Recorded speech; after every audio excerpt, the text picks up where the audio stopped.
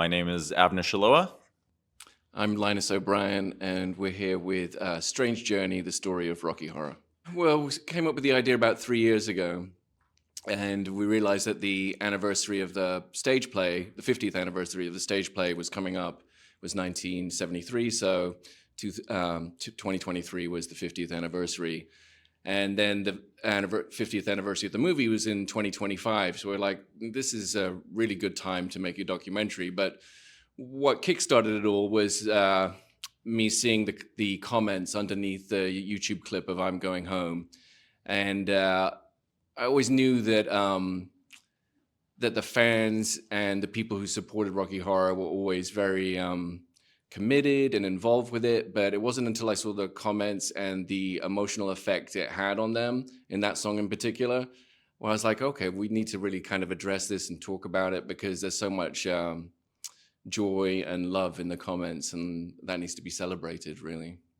Yeah, so Linus and I have been friends for 20 years. And so when Linus first came to me and suggested making this project, it was clear to me there was something that was worth doing. I mean, there's so much, a huge fandom for the film, for the play, and it's such an important part of pop culture.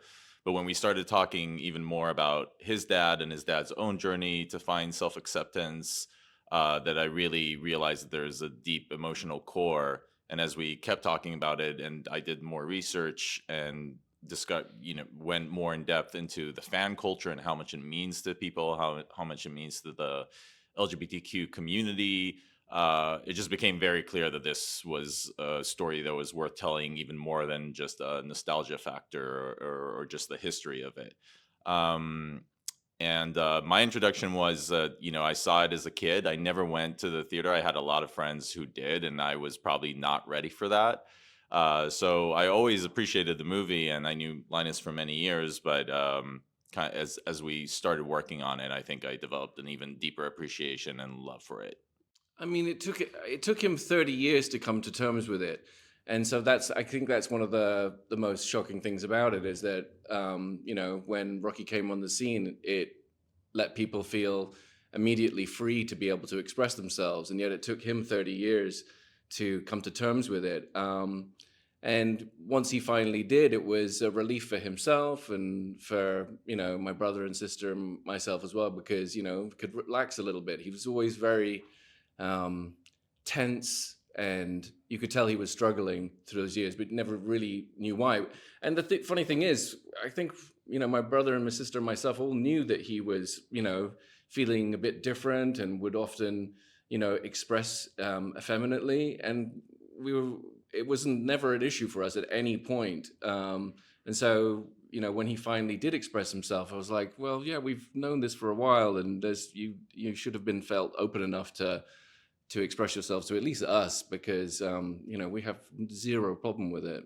We want him to feel relaxed. We want him to feel comfortable in his own skin. So yeah, that's really the journey that happened, really. It's such a difficult journey for someone who feels trans, right? And throughout making the documentary, it really became clear to me that for someone who does feel like 100% female, but they're in a male body, or vice versa, there must be days and times where they look in the mirror and are kind of horrified, because it's almost like a prison that they're in. And so I developed a really deep empathy for anyone who's going through that journey, because it's so difficult. So yeah, just a really, I think people should always try and put themselves in other people's shoes. No matter, if you're ever trying to understand someone, you need to do that dwell on it for a while. And I think you become much more empathetic as a result to anyone else who's struggling, anyone else who's homeless or a refugee or an immigrant, or anyone who's going through hard times. It's really important to really think about their experience. It helps you understand their plight a lot better. It's wonderful hearing everyone's story, because the first time you saw Rocky is kind of really, it's impactful. It's almost like the first time you had your first kiss, or the first time you lost your virginity. It's almost that level of of impact that it has on someone. So their stories are always so fascinating. You know, a lot of them are like, oh yeah, I had to put my Rocky clothes under my real clothes, and then I had to jump out the window when my parents were asleep and get in my friend's car. And those stories are very funny to hear, and yeah, they resonate.